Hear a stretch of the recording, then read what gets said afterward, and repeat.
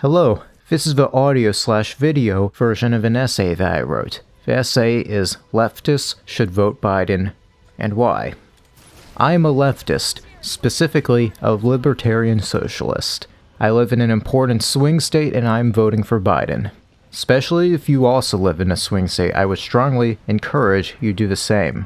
I understand that Biden is very moderate and very neoliberal, and in a lot of ways he does not meaningfully represent us. Republicans, however, are an existential threat to this country and to this planet. That's really not an exaggeration. Biden is not a means to an end. He is very obviously not our end game as leftists. It's still incredibly important that he defeats Trump. Here are 3 key reasons why. To avoid climate catastrophe, in avoidance of full-blown totalitarian fascism happening in America. Trump has the most radically right-wing platform in my lifetime. Biden, on the other hand, has the most progressive platform in modern American history. That's correct. Biden is by no measure the same as Trump. He has indeed adopted the most progressive platform to make it to general election in American history. The Overton window is being expanded both further left and further right.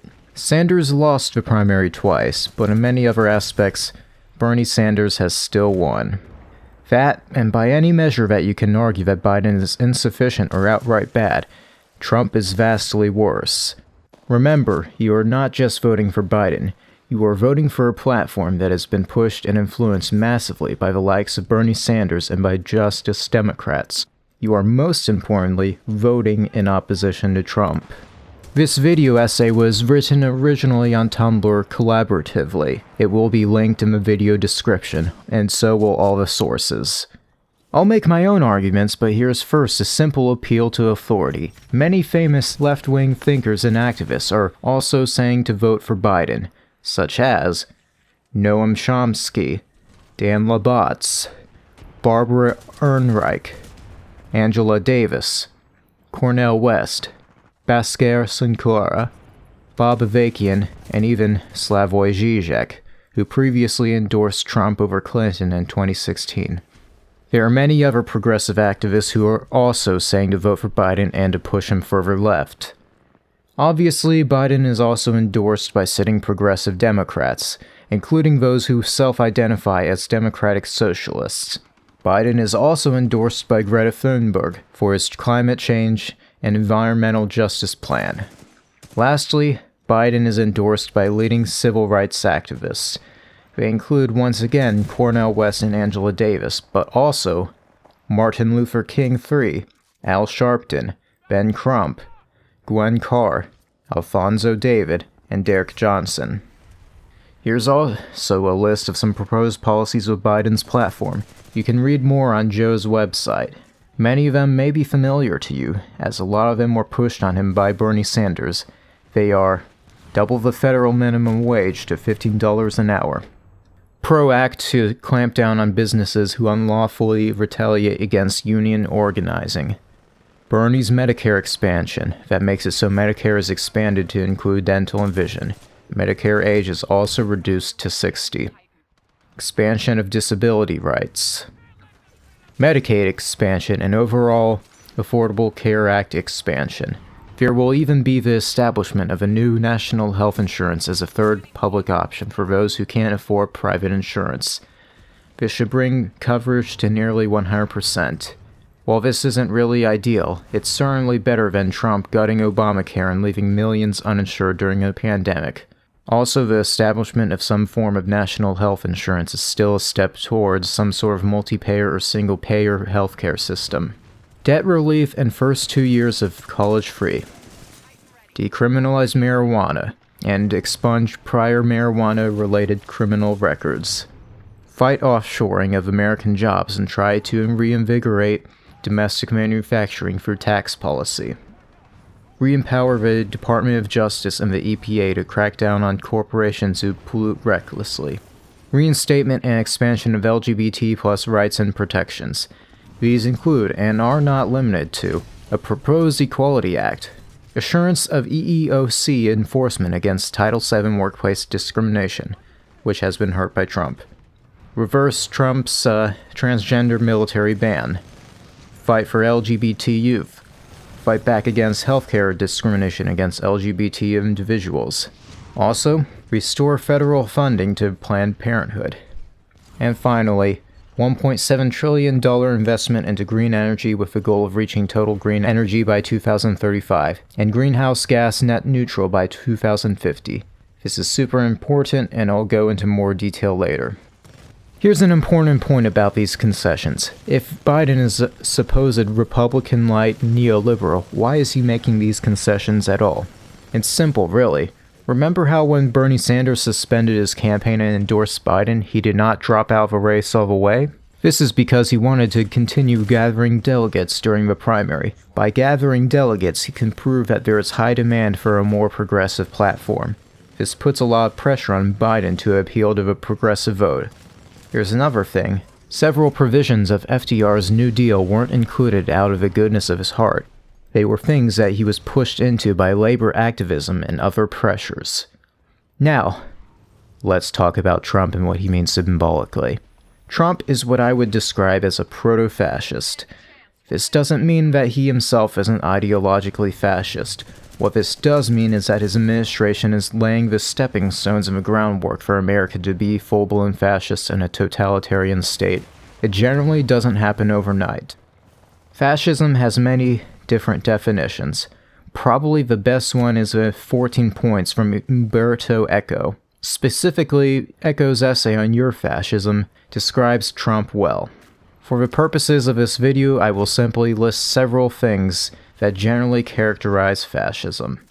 It involves ideologically reactionary right-wing values, ultranationalism, mythologizing about a supposed grandiose past, rejection of liberal/enlightenment values, casting blame on a specific scapegoat for all of society's ills, social Darwinism, emphasizing collectivism to the point where the state is more important than the individual, etc. A state itself becomes fascist when it is totalitarian and it functions to serve fascist ideology. Imagine in America where there's no free speech, no free press, and dissent of the government is generally not allowed. And maybe corporations also have literal ownership of the government, so say goodbye to labor rights. Here are some things that start happening to make a state fascist: political prisoners, censorship of press, consolidation of power, rigging of elections, and persecution of minorities. I know America has issues here already. However, Obama and Bush didn't exactly have vans grabbing people off the street. Trump does. Here are some examples of some fascistic tendencies. Trump routinely calls mainstream reputable news sources fake news and the enemy of the people. This is very similar to how Hitler and Goebbels ranted about the Lügenpresse. Our friend Richard Spencer helped me to connect the dots between the two. Trump is trying to rewrite libel laws and weaponize them against the press. Trump openly calls himself a nationalist and ranted about globalism. Don't forget, globalists and globalism are both sometimes used as an anti-Semitic dog whistle. He wants to jail flag burners and repeal Section 230 to enforce social media censorship. During civil unrest in Portland, Trump answered by sending in anonymous federal agents. He did this against the wishes of state and local government. First, they black-bagged protesters without charge to be taken away. This provoked a response, and then the feds brutalized demonstrators and did all sorts of things that are banned in Geneva Conventions. Don't forget also, Trump's senior policy advisor, currently, Stephen Miller, is a white nationalist. Trump's former chief strategist during the campaign, Stephen Bannon, is also a white nationalist. Trump also jokes about ignoring his term limits. Trump is also not committed to peaceful transition of power if he loses the election. Remember what I said about mythologizing the past. Trump feels that the honesty in public schools' history curriculum paints America in too harsh a light. He wants a new patriotic education. What all this shows us is intent and what his vision is. Why is America not totalitarian and fascist yet? It has to do with this pesky thing called checks and balances that are already failing and won't survive 4 more years. Trump does not have absolute power. Yet. All we need to do is sit by idly and wait as power becomes increasingly consolidated in his hands. Trump is currently stacking the Supreme Court. Now, let's talk about climate change. This issue alone should be reason enough to vote for Biden. Climate change is an existential threat to humanity. You are probably already aware. The current president is one who has denied and continues to deny climate change and is trying to use his power to suppress the science. Furthermore, he is actively undermining efforts to mitigate it and has massively rolled back environmental and fossil fuel regulations. Trump has also slashed funding that helps with clean energy. He also withdrew from the Paris Climate Accord during his first few months after being sworn in. Even if you want to make the argument that Biden's plan for climate change is insufficient, he would still be far better than Trump, who is actively making things worse. Here's the thing though. Biden is different. Whether it's climate change or a pandemic, Biden's rhetoric is pretty consistently, listen to the scientists. Biden's climate change is incredibly ambitious and seeks to tackle root causes of emissions, not just reduce them. Half of all emissions are from industry and energy. Another quarter of it is from transportation. We can't fight climate change effectively as individuals. It requires huge structural change. His proposals are based largely on the Green New Deal. The goal is, again, net zero greenhouse emissions by 2050, and the investment is a huge $1.7 trillion. There would be huge investment into development and implementation of green energy and research for greener transportation. This is the very beginning of what is proposed. All of this is incredibly important. It is quite possibly world-saving. One last thing about this plan, though. 2035 and 2050 are many election cycles away. If we keep pushing the Overton window further left, with activism and actually showing up at the goddamn primaries, this plan may actually become more ambitious over time. Here are some responses to many common anti-voting for Biden talking points. The Obama administration, they built the concentration camps, and Obama was a deporter-in-chief. How do we know that Biden will be any better than Trump? The Obama administration certainly wasn't angelic on this particular matter. However, deporter-in-chief is a misleading characterization though. The reason why is that not everything is always considered deportation. The overall total number of undocumented immigrants either removed or returned peaked under Clinton. It was maintained by Bush too for some of his 2 terms, but later declined, and then declined further under Obama. Returns are what are colloquially known as deportations, and that's when someone is caught illegally crossing the border and is then returned shortly afterward. Those actually did increase under Obama. Removals, however, are not always considered deportations. That's where you take a long-term resident with an undocumented status and you send them back. Removals were already decreasing under Bush II's later years, but then reached what were then record lows under Obama. Obama's immigration enforcement policy was focused more on dangerous criminals and/or people who very recently crossed the border, as opposed to long-term residents. The Obama administration also provided amnesty to Dreamers via executive order known as DACA. Trump, of course, put an end to DACA. Trump has also used executive powers to give ICE the authority to target more and more people whose only crime is being undocumented and are not criminals otherwise. Even people in sanctuary cities are not safe under Trump. Although the deportation numbers are not exceeding the peaks under previous administrations, that's not telling the whole story. There have been record detainees, straining capacity of holding them in decent conditions. The Trump administration is also displaying unprecedented outright hostility towards refugees and asylum seekers, refusing them at the border. This refusal of internationally agreed upon asylum/refugee policy has garnered even some negative attention from the UN. This is also reflected in depression of numbers of refugees admitted into the US. Also, the tearing children from their families and stuffing them in cages was not really much of a thing under Obama. It was because of a zero-tolerance policy that began being enforced by Trump's former Attorney General, Jeff Sessions, which resulted in every family with a child being subject to that sort of treatment.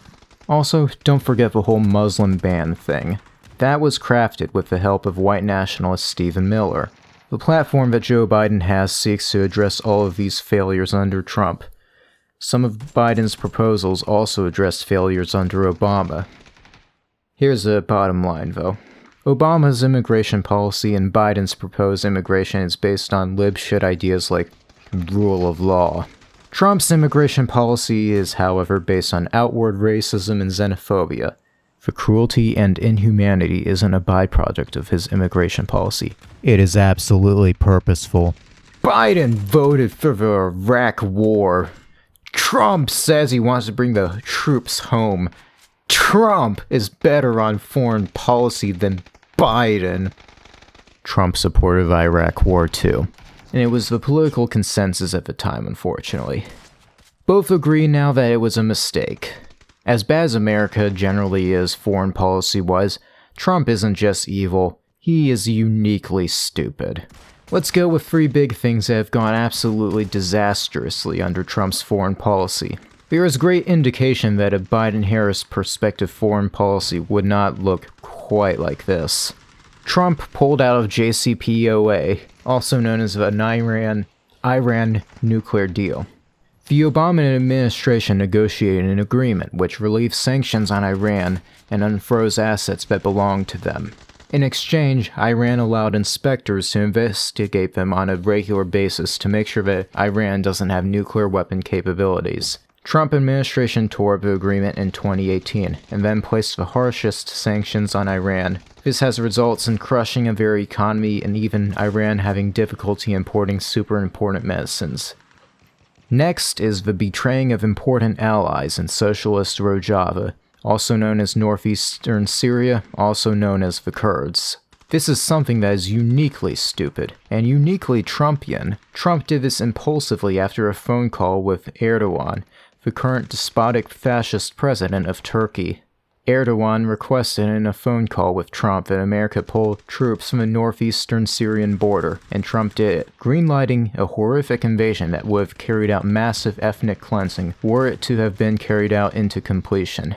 Kurds in Syria and abroad felt horribly betrayed by this pullout. Not only that, but this was done opportunistically after Rojava's soldiers, known as the SDF, had demilitarized their border with neighboring Turkey in a diplomatic agreement where Turkey was allowed to establish a safe zone with joint US and Turkish patrols within the autonomous territory. The Turkish invasion was almost universally condemned across the world, and furthermore, many world leaders and officials condemned Trump for greenlighting the invasion. Also, if any of you are Jeremy Corbyn stans, Corbyn condemned it and called it appalling. Trump's action also received bipartisan condemnation within the US. When commenting on it to the press and defending his stupid and reckless decision, Trump said that, they didn't help us in Normandy. He later says, as I said, they're not angels. Trump would even go on to parrot Turkish propaganda saying PKK is worse than ISIS. The Trump administration vetoed a bipartisan resolution to end support for the disastrous war in Yemen. Saudi Arabia was foolishly entrusted under the Obama administration to combat allegedly Iranian-backed Houthi rebels who had taken control of part of Yemen. Saudi Arabia has failed spectacularly and has caused some of the worst humanitarian conditions. The resolution bill was started by Bernie Sanders and supported by Joe Biden. Biden even called for a Senate override of Trump's veto, but the 2/3 supermajority was not reached. Now, that's 3 big things. Let's rattle off a whole bunch of things that have happened and are happening under the Trump administration that you probably won't like. Trump ramped up the use of drone strikes suddenly and dramatically, then killed transparency surrounding it that was established via executive order under Obama. Trump's very first counter-terrorist raid killed 24 civilians, including an 8-year-old American-born girl. This raid was in its infancy of planning under Obama, and it likely went so wrong due to it being immediately executed without further planning and or gathering of intelligence by Trump administration. Trump administration assassinated Qasem Soleimani via drone strike while he was in Iraq. Doing so escalated with Iran infuriated Iraqi government and even garnered unwanted attention from the UN. He would then later threaten to attack cultural sites in Iran via Twitter, Needless destruction of culture and monuments is illegal under the Geneva Conventions. Trump reversed the normalization of relations with Cuba that happened under Obama and made sure that Obama's request for the lifting of the embargo never happened, and Trump increased sanctions further. Trump even encouraged Xi Jinping when Xi Jinping told Trump about the concentration camps for the Uyghur population. Also worth noting are Trump's comments, "We need to take out their families," and "We need to bring back torture," which he said on the 2016 election campaign trail. He openly revels in cruelty. I need to teach the DNC a lesson for choosing Biden when the people wanted Bernie Sanders. I would agree that the media was unfair to Bernie Sanders, and that there was probably some voter suppression at play during the primary. The fact, however, remains that this time around, Sanders was absolutely crushed in the primary. The final delegate count for Sanders is 1,073, and 2,687 for Biden. Not only did more people vote for Biden in the primary, but Biden was ahead in the polls for most of it. That's why Sanders suspended his campaign and endorsed Biden partway through. There was no victory in sight for him, so it is provably incorrect that the people wanted Bernie and the DNC stole the primary from the people. This leads into the next bit. Biden is a conservative, and by voting for him, I'm shifting the Overton window further right. And the next Democratic candidate will be further right than Biden. I've already demonstrated that Biden has made massive concessions and that there's a lot of pressure on him right now to appeal to progressives. However, there are far more moderates and independents than there are left people and progressive liberals. The DNC and Democratic platforms are going to want to appeal to both. However, if you are like, not good enough, I'm still not voting, after Biden's platform makes massive concessions to progressives, that teaches them that instead that you are difficult to please and it's not worthwhile for them to make concessions to you, and they'll try harder to appeal to moderates and independents instead. If this is what ends up happening, the Overton window may actually start pushing right again, and we'll start seeing people try to be more center-right Bill Clinton types when running for president under the Democratic ticket. Please don't make that happen. Pushing the country from Trump to Biden, even if you believe Biden is feckless and conservative, is still closing the door on the more far-right expression that is currently accepted. It shuts the Overton window in that way. So still, you are helping to effect progressive change by voting for Biden, and you are hurting progressive change by not voting for him. I want an unapologetic progressive, maybe even one who calls themselves a democratic socialist to make president sometime in my life. Please don't blow it. Biden isn't even willing to do Medicare for all during a pandemic. Don't you know Medicare for all is popular, even amongst Republicans? What good is he? As much as I agree with the Bernie Sanders proposal, the hard truth is that it's a huge wedge issue. When polling for how popular Medicare for all is, how people respond depends greatly on how you survey the question. So if you simply say, "Do you want Medicare for all?" without further elaboration, people will be like, "Anyone can access Medicare? Sounds great," and they approve. If you, however, ask, "Do you want a Medicare for all proposal where the government almost fully runs healthcare, and this means being kicked off your employer-provided health insurance?" people start being apprehensive about this Medicare for all. There are other ways that you can phrase it so that it's not as popular. That's why, if you remember, Pete Buttigieg ran on Medicare for all who want it. So if Biden tomorrow was like, "Listen, Jack, your malarkey employer-provided insurance will be replaced by a government program," that could very likely mean moderate voters and independents swinging over to Trump. I support Trump from an accelerationist standpoint. If Trump remains in power, it will radicalize more people to my side. Remember what I said about how Biden crushed in the polls? How did Clinton do by comparison against Sanders in 2016? 2,807 for Clinton and 1,894 for Sanders. Not only that, but 602 of the pledged delegates for Clinton are superdelegates who get to vote for whom they feel like. Bernie Sanders in 2016 almost did twice as well as he did this time. People were much more willing to embrace a bold and unapologetically progressive message after 8 years of Obama. Right now, people just want to go back to normal. When things go back to normal, that's when people realize that this normal actually sucked. That's when we pick up the slack and point people in our direction. If you want more people on the left, a crappy liberal president is what you want, not a fascist. In that sense, Biden is the accelerationist vote, not Trump. Not everyone will go back to sleep as soon as Biden is elected. Boomer liberals with nice paying jobs and mainstream media will. We will not. America has always been fascist. There's no point in voting. It's time to start the revolution! America is always fascist and always has been? Time to start the revolution? You don't have a red army, do you? You should probably put that on the down low instead of publicly posting it on the internet so the Gestapo doesn't secretly black bag you, torture you, and then throw you out of a helicopter. And the conclusion. To finish off, electing Biden is very important, but it isn't the only thing that should be done. There's a chance to flip the Senate blue and greatly disempower the Republicans and Mitch McConnell. So vote blue for Senate as well, even if your prospective blue senator sucks.